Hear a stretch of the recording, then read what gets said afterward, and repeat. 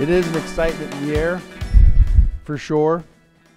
And even in my natural man, I sense an excitement. There is an effect on the natural man that comes out of your spirit, and that should be the way it is. I should be affected in the natural out of my spirit. There should be something that's coming forth and ruling and reigning over my body and my flesh.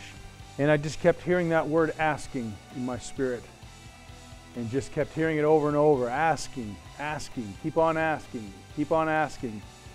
And so I just began to just study in the Word about asking. And I believe God is looking for askers. God wants to see an asker. Now that word seems funny when you say it that way, but God is looking for askers. I believe it attracts His attention when you are asking Him, asking. Jesus made it very clear in several, and I could have gone through a lot of scriptures here where Jesus referred to asking. And He wanted to make this point very clear. Ask. Come before Him and ask. Present your need. Present what you have in your heart.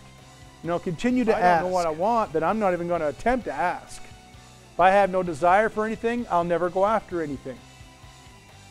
So what is it that you desire? The revelation of what you desire will come from the Spirit within you, what the Spirit puts on the inside of you. And I believe that's the true desire. That's what you should be asking for. Believe that you receive them, you shall have them. The word desire there simply means crave. Crave for it.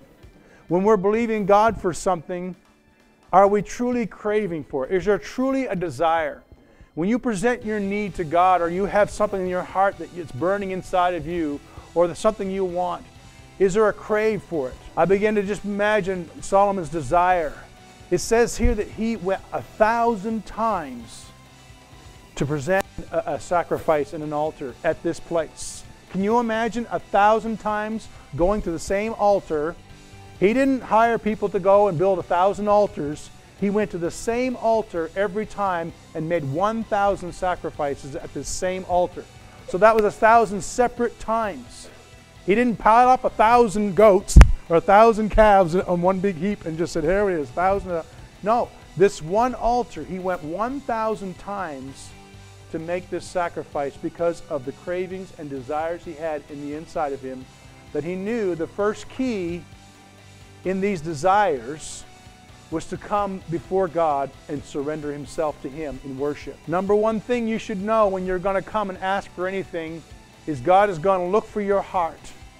He's going to look at the desire you have and what is your desire looking at. This is the key. Solomon positioned himself to receive.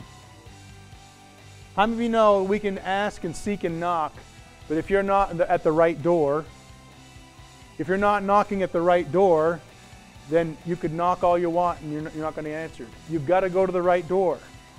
You've got to seek out the right place. You've got to position yourself to begin to seek and ask and knock at the right door. One thing I know is that when my kids are happy in the house, I'm happy. When my kids are rejoicing and having a good time, it makes me rejoice and have a good time.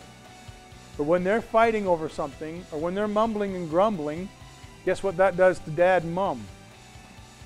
It makes us, say, hold it, what's going on here? And so it's not a good time for them to come to us with their requests when they're mumbling and grumbling and fighting. They should be rejoicing. They should be having a good time.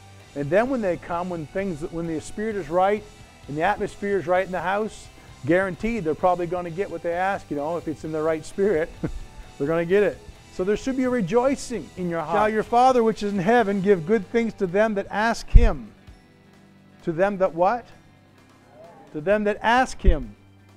Have you taken some time today to ask Him? Have you begun to search out, say, God, what is it you want for me? What is it you're looking to bless me with? What is those deep things, God, that you want me to begin to discover? Everything that you need, all of the wisdom you need, all of the tools you need, all of the things that God wants to use in you, come to you when you seek for those things.